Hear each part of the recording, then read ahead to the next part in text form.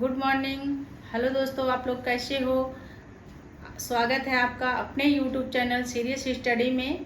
आज मैं आप लोगों को वर्णमाला पढ़ाने वाली हूँ। जैसे कि प्रतियोगी परीक्षाओं में वर्णमाला बहुत पूछा जाता है कि वर्णमाला में कौन कौन से वर्ण होते हैं, कितने वर्ण होते हैं, और अक्सर ये गलत हो जाता है। तो इसको अच्छे से समझना है कि वर्णमाला में कितने वर्ण होते हैं। ठीक है, तो व्याकरण में सबसे मेन इम्पोर्टेंट आपका जो टॉपिक होता है वो क्या होता है? वर्णमाला। सबसे पहले वर्णमाला को जानना बहुत जरूरी होता है। अगर आप वर्णमाला को अच्छे से समझ लिए तो आपका कभी ये गलत नहीं होगा कि वर्णमाला में कितने वर्ण होते हैं। ठीक है, तो सबसे पहले जानना कि व्याकरण क्या है।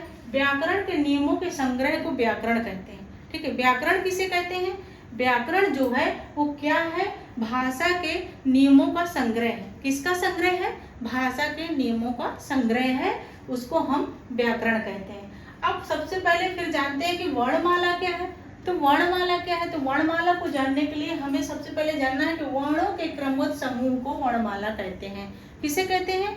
जो वर्ण होते हैं, वर्णों का जो हमारा क्रमबद्ध समूह होता है, ठीक है, एक ग्रुप होता है, तो उसको हम क्या कहते हैं? वर्णमाला कहते हैं। ठीक है, हिंदी भाषा में 52 यानी 52, ठीक है, वर्ण होते हैं। कितने होते हैं? 52। इसको बहुत ज़्यादा आवश्यक है कि आपको ये रट लेना है कि 52 वर्ण होते हैं। ठीक है, कितने होते हैं? 52 वर्ण होते हैं, जिसमें स्वरों की संख्या 11 होती है। ठीक है, मूल व्यंजनों की संख्या 33 होती है, और 2 अयोगवा होते हैं आपके, अन और आहा।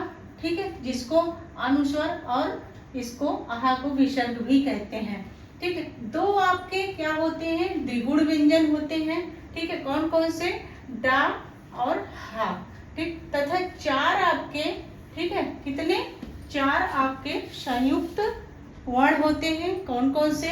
छ, त्र, ज्ञ, ठीक है, और स्रा। ठीक, ये आपके संयुक्त वर्ण होते हैं। ठीक, अब इनको फिर से हमें क्रम से इनको लिखते हैं और समझते हैं कि कैसे ये हमारे 52 होते हैं।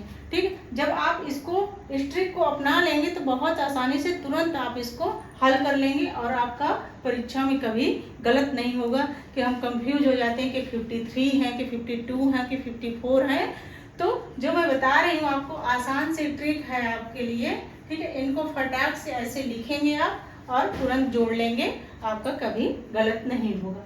जैसे मैंने बताया कि 11 क्या है? आपके स्वर हैं, 33 आपके व्यंजन हैं, 2 आपके अयोगवाह हैं, 2 आपके द्विगुण व्यंजन हैं, ठीक है, 4 आपका क्या है? संयुक्त वर्ण है, और टोटल आपका क्या हो गया?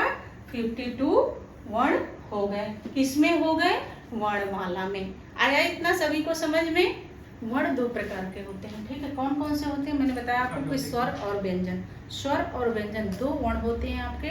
स्वर आपके 11 होते हैं, व्यंजन आपके 33 होते हैं।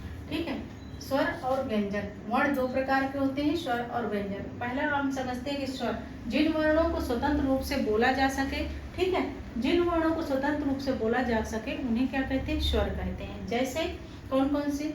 छोटा, बड़ा, छोटी, बड़ी, छोटा ऊ, बड़ा ऊ, ऋषि, ए, आय, ओ, आओ।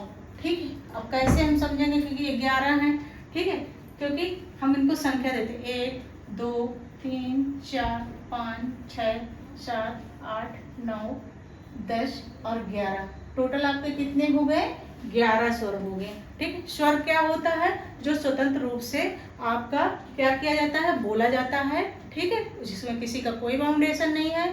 ये सारे जो होते हैं स्वर होते हैं वो स्वतंत्र रूप से बोले जाते हैं, उन्हें हम क्या कहते हैं? स्वर कहते हैं। दूसरा पार्ट क्या है आपका? व्यंजन। ठीक है, तो देखते हैं कि व्यंजन में क्या है कि जिन वर्णों का उच्चारण, ठीक है, जिन वर्णों का उच्चारण स्वरों की सहायता से बोले जाते हैं उन्हें क्या कहते हैं? हम व्यंजन कहते हैं।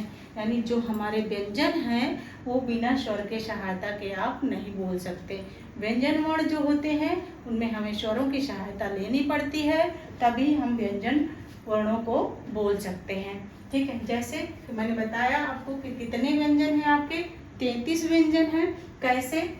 जैसे का वर्ग ठीक है, अब सबको पता है, ठीक है। नहीं पता है तो आपको जानना है कि हर वर्ग में आपके 5 वर्ण होते हैं, ठीक है। कितने वर्ण होते हैं? 5 वर्ण होते हैं, ठीक। कैसे? जैसे आपका का वर्ग हो गया, का वर्ग में आपका का, ख, ग, घ, अंग, ठीक। 1 2 3 4 5, ठीक। एक वर्ग में आपके कितने हैं? 5 वर्ण हैं, ठीक है। 5 वर्ण है। अब आपका 5 वर्ग है, ठीक है। तो चा वर्ग, टा वर्ग, ता वर्ग और पा वर्ग, ठीक। कितने वर्ग हो गए आपके पास? 1 2 3 4 और ये 5 वर्ग हो गए। तो पांचों वर्गों को जब हम मिला लेंगे तो हमारे पास एक, क्योंकि एक वर्ग में 5 वर्ण है, 5 वर्ग को हमने मिलाया तो 5 25 हो गया, ठीक है। कितने हो गए? 25 वर्ण हो गए आपके, ठीक है। इसके बाद हमारा आता है अंतःस्थ वर्ण। अंतःस्थ वर्ण में भी आते हैं या, रा, ला, वा, सा।